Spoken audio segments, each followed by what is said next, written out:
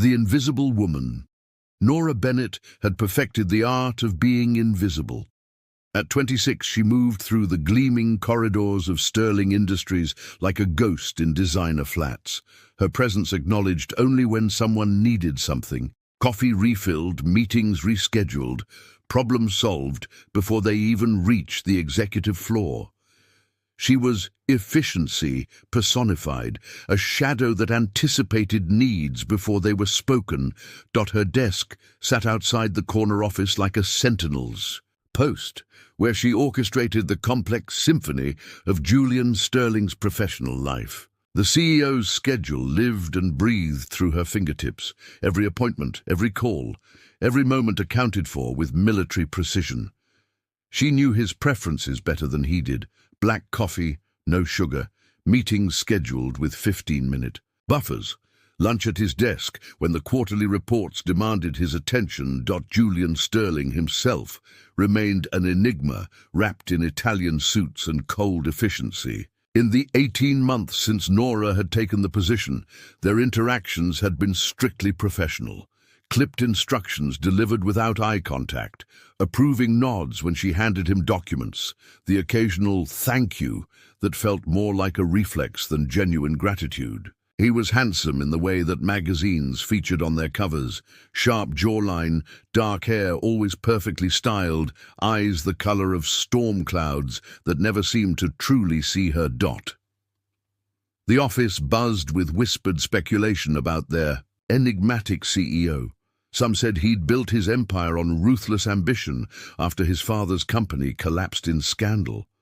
Others claimed he'd never recovered from some personal tragedy that turned his heart to ice. Nora listened to the gossip with detached interest, filing it away like everything else that crossed her desk, useful information that might someday prove relevant to her job. She, quote, learned to read his moods in the subtle signals others missed. The slight tension in his shoulders when the board meetings ran long. The way his fingers drummed against his desk when the quarterly projections disappointed. The almost imperceptible pause before he answered certain phone calls, as if steeling himself for battle. These observations were tools of her trade, nothing more, or so she told herself. Her own life existed in the margins of his demanding schedule. She grabbed lunch when he was in meetings, answered personal calls during his conference presentations, scheduled her doctor's appointments around his travel itinerary. Her small apartment across town felt like a hotel room she occasionally visited, between 18-hour workdays. Friends from college had stopped calling months ago, tired of cancelled plans and rain checks that never materialized. But the salary was exceptional, the benefits comprehensive, and the experience invaluable. Sterling Industries was a launching pad for ambitious young professionals, and Nora had plans. Someday she'd parlay this position into something greater, something that belonged entirely to her. She just had to survive Julian Sterling's impossible standards long enough to make her escape. The irony wasn't lost on her that she'd become indispensable to a man who barely acknowledged her existence. She knew his coffee shop preferences, his dry cleaner's number, his sister's birthday, even the name of his childhood dog, details gleaned from overheard phone conversations and glimpsed calendar entries. Yet Julian Sterling knew almost nothing about her beyond her ability to anticipate his needs and solve his problems with quiet competence. Sometimes, in the elevator or passing in the hallway, she caught him looking at her with an expression she couldn't quite decipher. Those moments lasted only seconds before his mask of professional indifference slipped back into place, leaving her to wonder if she'd imagined the brief crack in his armor. As winter settled over the city and the holiday season approached, Nora prepared for the annual trek to Sterling's mountain resort property, a business retreat that would determine the company's direction for the coming year. She packed her efficient wardrobe and professional smile, expecting another few days of invisible service in a different location. She had no idea that this trip would change everything, that the storm gathering on the horizon would strip away more than just the power lines, and forced two strangers to finally see each other clearly for the first time.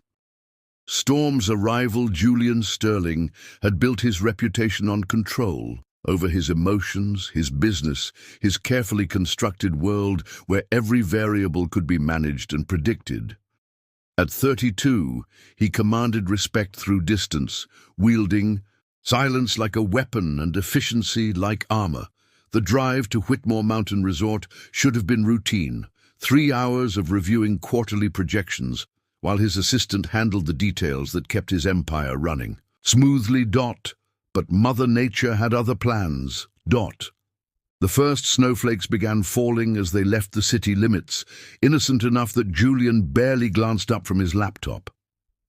Nora sat in the passenger seat, fielding calls and confirming meeting times, with the same quiet competence that made her invaluable. He'd grown accustomed to her presence over the past 18 months. She was like his shadow, always there but never intrusive, solving problems before they reached his awareness. "The Weather Service is upgrading the storm warning," she mentioned, during a brief lull between calls. "They're calling for 8 to 12 inches now." Julian grunted acknowledgement, his attention divided between profit margins and the increasingly heavy snowfall outside. He'd driven these mountain roads countless times.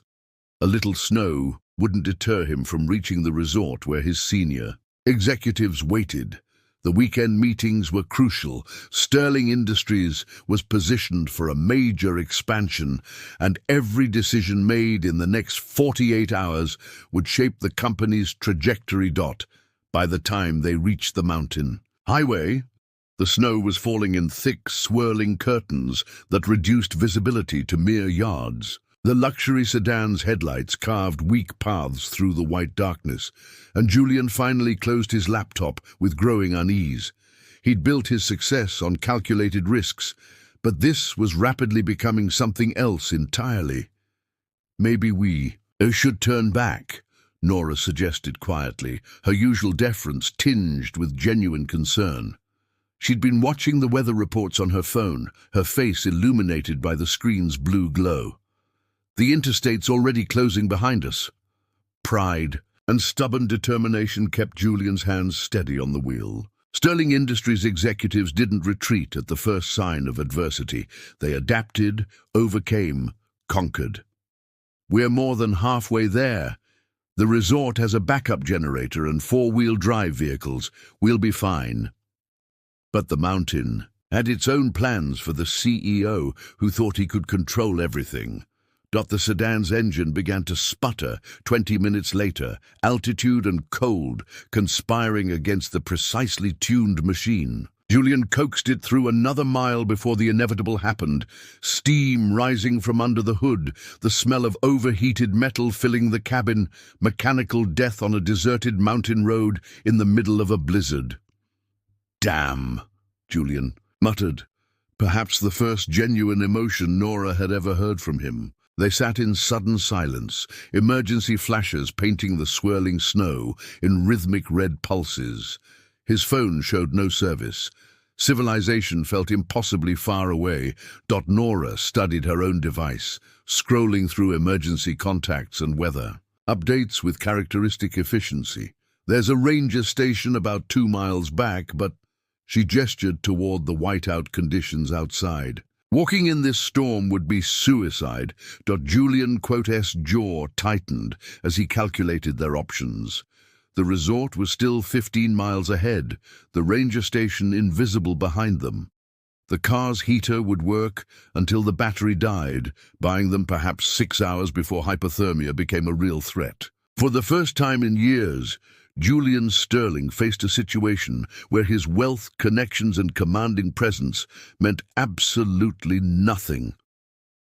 "Wait," Nora said suddenly, pointing through the passenger window. "Is that a light?" Through the storm, barely visible between the trees, a warm yellow glow flickered like a beacon. Julian squinted, hoping it wasn't just wishful thinking or snow-induced hallucination. But there it was. Definitely a structure, probably a cabin, and their only chance of surviving the night. They grabbed what they could carry. laptops, phones, Nora's ever-present emergency kit, and stepped into the storm. The cold hit like a physical blow, wind driving snow into their faces with stinging intensity. Julian instinctively moved closer to Nora, his body shielding her from the worst of the gusts as they stumbled through knee-deep drifts toward salvation. The cabin materialized from the storm like something from a fairy tale. Rustic logs chinked, with moss, smoke rising from a stone chimney, windows glowing with lamplight that promised warmth and shelter. Julian's relief was so intense it almost buckled his knees. The master of the boardroom, the man who negotiated million-dollar deals without breaking a sweat, had never been so grateful for something as simple as 4 walls and a roof. They collapsed through the front door in a tangle of snow-covered coats and chattering teeth, and Julian got his first real look at the woman who'd been his shadow for 18 months. Nora's professional composure had been stripped away by cold and fear, leaving someone younger and more vulnerable than he'd ever noticed. Her dark hair had escaped its usual perfect arrangement. Her cheeks were flushed with cold and exertion, and her brown eyes held a spark of life he'd somehow missed in all those months of careful professional distance. For the first time since hiring her, Julian Sterling really saw Nora Bennett. And what he saw surprised him more than the storm ever could. Walls come down. The cabin's previous occupant had left it well stocked for emergencies, oil lamps casting dancing shadows on log walls, a stone fireplace crackling with seasoned wood, shelves lined with canned goods and blankets. But the power was out, the phone lines were down, and the storm showed no signs of abating. For the first time in his adult life, Julian Sterling was completely cut off from his carefully controlled world. Marcus would have laughed at the irony. His younger brother had always accused Julian of hiding behind his corporate fortress, using business success to avoid genuine human connection. "You can't control everything, Jules," Marcus had said during their last bitter argument 5 years ago. "Someday life's going to force you to be human again, and I hope I'm there to see it." Marcus wasn't there, of course. He was probably somewhere warm, painting landscapes and living the bohemian lifestyle that had driven their father to fury and Julian to bewilderment. But his words echoed in the cabin's rustic silence as Julian watched Nora efficiently organize their meager supplies with the same competence she brought to his office chaos. "The radio says the storm could last through tomorrow night," she reported, adjusting the battery-powered weather radio she'd somehow produced from her emergency kit. Even stranded in a mountain cabin, she was solving problems and gathering information. "Search and rescue operations are suspended until conditions improve." Julian nodded, feeding another log to the fire with hands that trembled slightly. From cold, he told himself, not from the strange vulnerability of being seen without his armor of suits and authority. The firelight revealed details he'd never noticed. The scar on Nora's left hand, probably from childhood, the way she unconsciously tucked her hair behind her ear when concentrating. The fact that she was beautiful in a quiet, understated way that had nothing to do with corporate polish. They sat on opposite ends of the cabin's worn sofa, the space between them feeling vast, despite the room's intimate dimensions. Julian was accustomed to commanding conversations, steering discussions toward profitable outcomes, but here in the flickering lamplight, he found himself uncertain how to begin. "What did you say to someone you'd worked beside for 18 months but never really talked to?" "I'm sorry," he said finally, the words scraping his throat like sandpaper. "About getting us stranded. I should have listened when you suggested turning back." Nora looked genuinely surprised by the apology. "It's not your fault. The weather service didn't predict this severity either." She paused, studying his face in the firelight. "You're not used to things being out of your control, are you?" The observation was so accurate, it was almost painful. Julian had spent years building walls around uncertainty, constructing a life where every variable could be managed through preparation and sheer force of will. His father's business had collapsed because of poor planning and emotional decisions. Julian had sworn he'd never make those mistakes. Control is an illusion, he admitted, surprising himself with the honesty. But it's a useful one. My father thought he could trust people, rely on loyalty and good intentions. He lost everything because he believed in things that couldn't be quantified or guaranteed. What happened? Nora's voice was gentle, encouraging without being pushy. It was the same tone she used when smoothing over his more difficult client relationships, but directed at him for the first time, the story spilled out in fragments. His father's company betrayed by a business partner who'd been like family. The lawsuits, the bankruptcy, the heart attack that killed a man who'd believed in handshake deals and second chances. Julian's desperate scramble to build something new from the ashes, his determination to succeed where his father had failed. Marcus thought I was wrong to cut off everyone who'd been involved, Julian continued, staring into the flames. He said I was becoming cold, that success without connection was just elaborate loneliness. We haven't spoken in 5 years. The admission tasted bitter. He was probably right.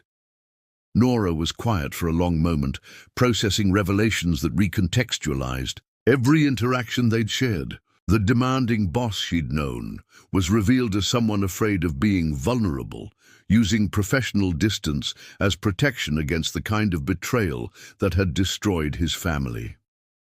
Control isn't always about fear, she said carefully. Sometimes it's about responsibility. The way you run Sterling Industries, the jobs you've created, the standards you maintain, that helps a lot of people. Maybe your father's kindness and your caution aren't opposites. Maybe they can coexist. It was the most personal conversation Julian had experienced in years, and it was happening with a woman he'd barely acknowledged as human until 6 hours ago. The storm outside seemed less threatening now, the cabin's warmth more precious because it was shared. For the first time since building his empire, Julian Sterling wondered what he might have missed by keeping everyone at arm's length. The fire crackled lower, shadows deepening around them, and Julian realized he didn't want this strange intimacy to end. Tomorrow they'd be rescued, return to their old roles, rebuild the professional walls that kept his world orderly and safe. But tonight, in this place outside of time and titles, he wanted to know who Nora Bennett really was beneath her efficient surface. Dawn of understanding, dawn crept through the cabin's frost-covered windows like a shy visitor, painting the rough log walls in shades of pearl and gold. The storm had finally exhausted itself, leaving behind a world transformed by silence and snow. Nora woke on the sofa to find Julian already awake, feeding the fire with quiet movements that spoke of a sleepless night spent thinking. She, quote, Dee dreamed of her mother again, Catherine Torres, the woman who died when Nora was 16 and whose memory had shaped every decision since. In the dream, her mother sat in this very cabin, dark eyes bright with the wisdom that had guided Nora through adolescence until cancer stole her voice forever. Mija, she'd said in the dream, sometimes the walls we build to protect ourselves become the prisons that keep us from living. The irony wasn't lost on her. Here she was, a woman who'd spent 6 years building her own careful boundaries, offering advice to a man struggling with the same fears. She'd learned early that invisibility was safety, that competence could substitute for connection, that if you made yourself indispensable but never vulnerable, you could survive anything. Good. Morning, Julian said quietly, glancing over as she stirred. His hair was disheveled, his expensive shirt wrinkled from sleeping in the cabin's single chair, and somehow these imperfections made him more approachable than all his boardroom polish ever had. Coffee's almost ready. The cabin's better stocked than most restaurants. They moved around each other with surprising ease, falling into a domestic rhythm that felt both foreign and natural. Julian proved unexpectedly capable in the rustic kitchen, while Nora organized their snow-dampened clothes near the fire. The morning light revealed details that darkness had hidden, family photos on the mantel showing the cabin's owners through. Decades of summers and winters, hand-carved furniture that spoke of patience and craftsmanship, books lined up like old friends waiting to share their stories. "Tell me about your family," Julian said as they sat with steaming mugs, the request. So gentle it didn't feel like prying. "I realized last night that I know nothing about your life outside the office." The admission that had been building all night finally found voice. "My mother died when I was 16, Nora said, wrapping her hands around the warm ceramic. "Catherine Torres, she would have liked you, I think. Not the CEO version, but this version, the one who apologizes when he makes mistakes and feeds logs to fires at dawn." She told him about growing up in a house filled with music and laughter, about a mother who taught high school Spanish and believed that every student had hidden potential waiting to be discovered, about the long illness that drained their savings, and taught a teenage girl that the only security came from her own competence and careful planning. "I became invisible after she died," Nora continued, the words flowing easier than she'd expected. "It was safer that way. My father remarried. Within 2 years, a nice woman who tried very hard to mother a daughter who'd already learned not to need anyone. I put myself through college, found jobs where I could be useful but not attached, built a life that looked successful from the outside." Julian listened with an attention that felt different from his usual professional focus. This was personal engagement, the kind of listening that her mother had excelled at, hearing not just words, but the emotions beneath them. "You're not invisible," he said finally. "I've been the one who wasn't seeing clearly." He paused, studying her face in the morning light. "Yesterday, when you suggested turning back from the storm, that wasn't the first time you've tried to save me from my own stubborn decisions, was it?" The question opened floodgates she hadn't realized were there. 18 months of small interventions tumbled out, meetings she'd quietly rescheduled to prevent conflicts, emails she'd softened before sending, crises she'd resolved before they reached his attention. She'd been protecting him, she realized, the way her mother had protected her students, seeing potential beneath difficult surfaces and nurturing it towards success. "I thought you didn't notice," she admitted. "You never seemed to see me as anything more than efficient furniture." "I noticed everything," Julian said, his voice rough with emotion. "The way you take your coffee with too much cream because you're usually drinking it cold by the time you get to it. How you unconsciously hum when you're concentrating on difficult problems. The fact that you've never taken a sick day, even when you probably should have." He met her eyes directly. "I noticed because I was trying so hard not to notice. Because noticing would have meant acknowledging that I was starting to depend on more than just your professional skills." The confession hung between them like morning mist, fragile and precious. Outside, the world was waking up. They could hear the distant sound of snowplows on the main road, the promise of rescue and return to their separate lives.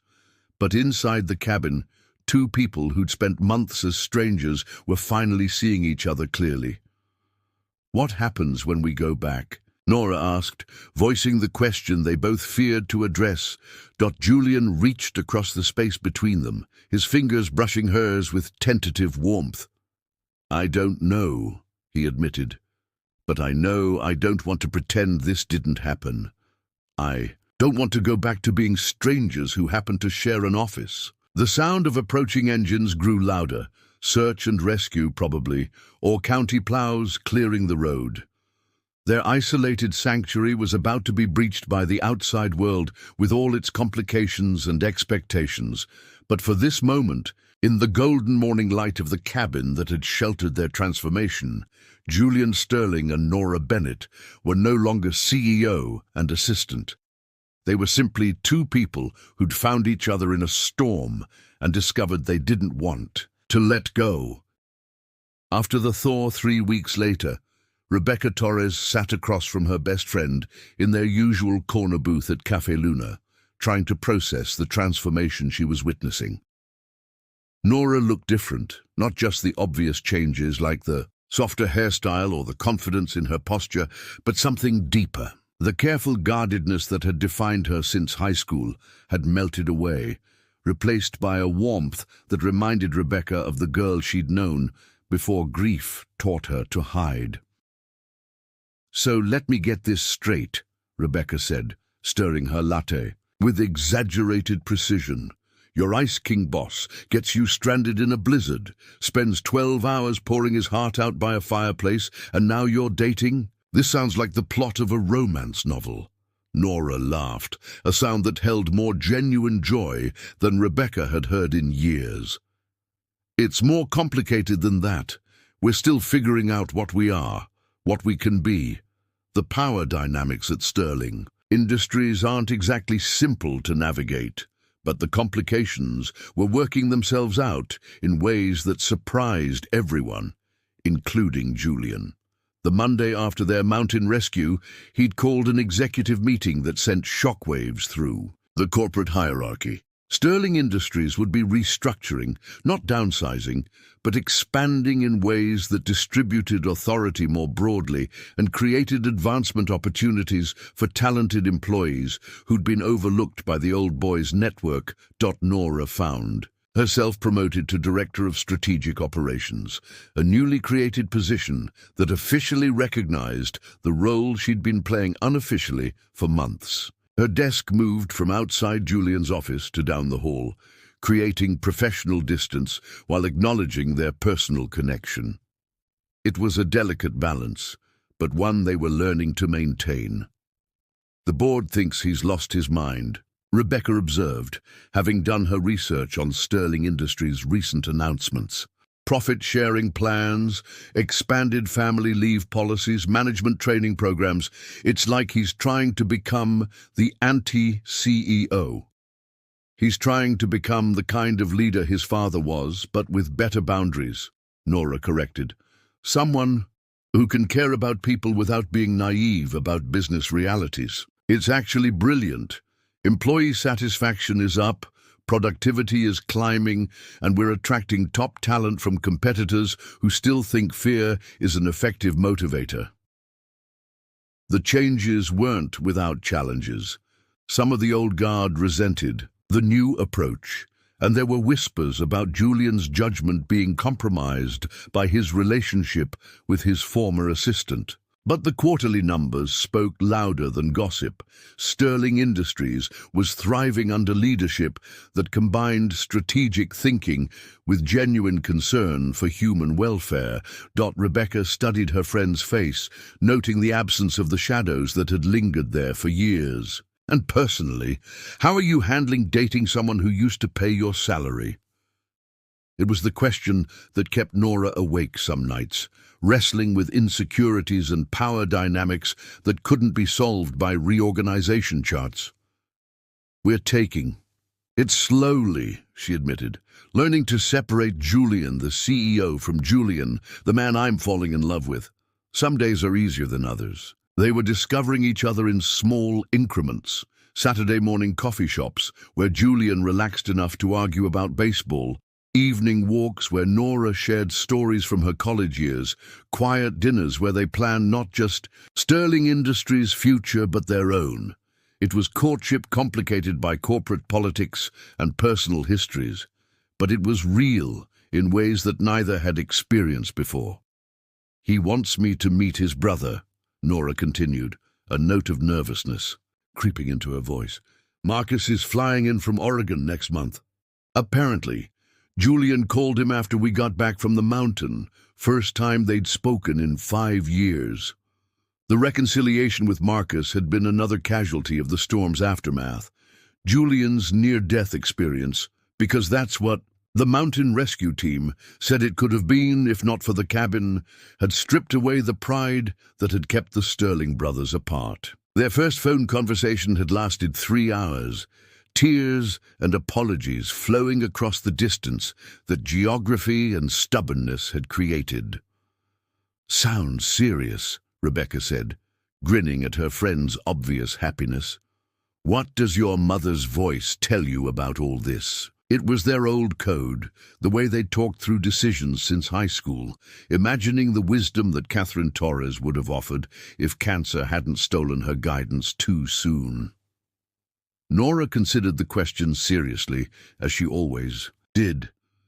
"She'd tell me that love worth having is worth the risk," Nora said finally, "that hiding from vulnerability is just another form of dying, and she didn't fight so hard to live just to watch me waste the life she helped create." She smiled, tears threatening at the edges of her eyes. She'd also probably remind me that the best relationships are partnerships where both people help each other become who they're meant to be. Outside Cafe Luna, snow was beginning to fall. Again, gentle flakes that promised beauty rather than danger. Nora watched through the window, no longer seeing winter as something to be endured. She'd learned in a mountain cabin that storms could strip away illusions and reveal truth. That, sometimes the most frightening circumstances, could lead to the most precious discoveries. Her phone buzzed with a text from Julian. "Dinner tonight? I found a recipe for the soup we had at the cabin. Thought we could recreate the magic in a kitchen that actually has electricity." Rebecca read the message over her shoulder and snorted. "Romance novels have nothing on real life, do they?" Nora typed back her acceptance, already anticipating the evening ahead. Not because it would be perfect, but because it would be real. She'd spent years being invisible, efficient, untouchable. Now she was learning to be seen, to be human, to be loved for exactly who she was, beneath all her careful defenses. The woman who'd thought she was just his assistant had discovered she was so much more, and the man who'd thought he could control everything had learned that the best things in life were worth the beautiful uncertainty of letting someone else matter.